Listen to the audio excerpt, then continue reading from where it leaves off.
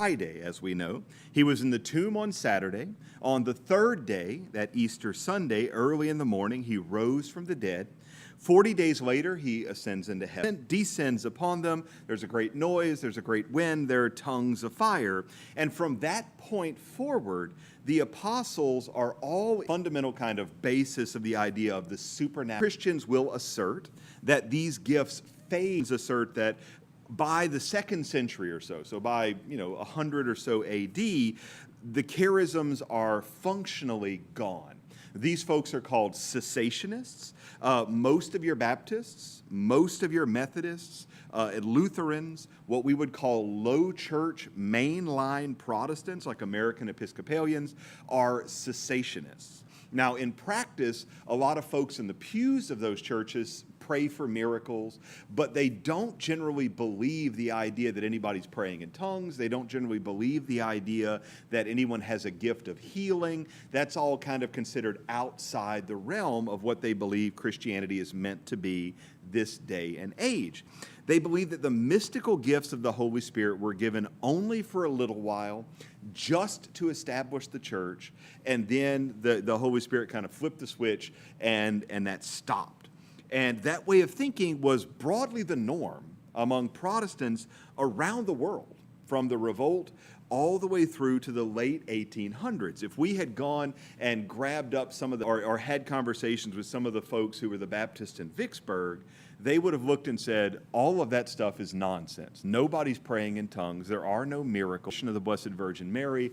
All of that stopped when the apostles died, when St. John ended, when his life ended in the late 90s AD. In the early 1900s, a preacher from an offshoot of the Methodist tradition named Charles Parham created what we would call modern Pentecostal Christianity.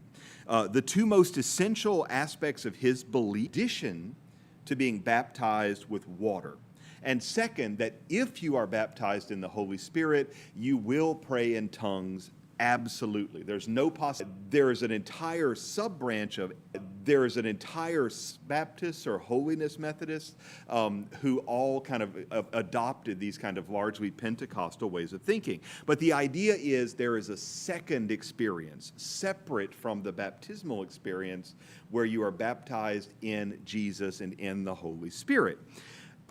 While there is an in the Holy Spirit, there is not, and provided that we put aside that having gifts, we're used to saints having language, we're used to that. That's not something. Francis of Assisi famously received the stigmata, and people could go and they could literally stick their finger through his hand as the blood that smelled like roses poured out of him. We had frequent mystical visions. Padre Pio, nearer to our own day, had a whole pile of these things. He could read souls. In fact, Pope St. John Paul II, he had been ignoring very, very potent kind of gifts. He only died, about 75 years ago. And so Catholicism now still has room for all these sober approach for most Catholics. We know that mysticism isn't something we're supposed to seek after. It's a gift, and it's even a burden if we think about it properly, but it's for a Pentecostal revival because of the 1960s. In California, which was the epicenter you've heard of if you've ever listened, that counterculture life, they think that counterculture, and they were trying to find something that books and should be books, met a couple just a same Pennsylvania in 19 Ralph of like praise and worship music, but comes down, we're going to clap. Dylan, any of the students began sighing and even healed 1967 within the Catholic Church, which emphasized life Baptist Catholicism, evocative singing and praise, and what we already believe. Even among charismatic, its heyday to love it, charismatic groups were still dominant. Charismatic issue where the primary significant issue, Protestant way of thinking, and just kind of wrapped in Catholic-like baptism into its place, and a real will of the in Tallulah, or even just that's never been a particularly with your way of thinking. And groups when they were really Christian, that's very much thankfully that is those charismatic origins way back to that. Renewal in New Orleans, right?